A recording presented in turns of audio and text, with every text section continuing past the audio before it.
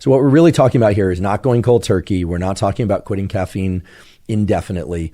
What we're talking about is cutting the amount of caffeine that you drink in half for about 4 days, okay, plus or minus a day, and then taking 2 days off from caffeine completely, and then going back on that half dose of caffeine indefinitely. That's your new baseline of caffeine intake. And then every once in a while, if you need a bit more of a lift, you ingest twice as much caffeine or a coffee that's twice as concentrated. We should acknowledge that most people aren't going to be really precise about the amount of ounces and the amount of caffeine. Nonetheless, it's pretty straightforward to know that you're reducing your caffeine intake. It certainly is clear to know if you're ingesting no caffeine for a couple of days. And it's pretty clear when you're doubling the amount of caffeine, but you don't have to worry so much that you're exactly doubling the amount of caffeine. You could drink 1.5 times as much as you happen to drink on the day before, or you could drink 3 times as much. You would definitely feel it if you drink 3 times as much.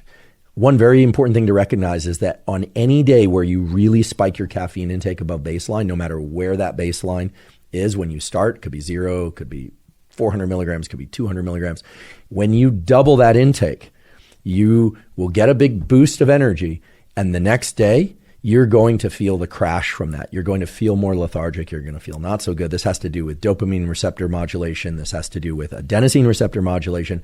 The important thing to do is not continue to consume that elevated level of caffeine, which is what most people do, and then they set a new higher baseline just to feel normal. The key thing is to just manage to get through that crash day, manage to get through that one day where you feel a little less good or maybe even down a bit. Get outside a bit, get some more sunshine. We know that spikes your cortisol in a good way, right? It can increase the catecholamines, dopamine, et cetera. Get a little bit more sunlight, get a little bit more movement, get outside, do something to offset those feelings of malaise, and then get right back to your original goal level of caffeine each day.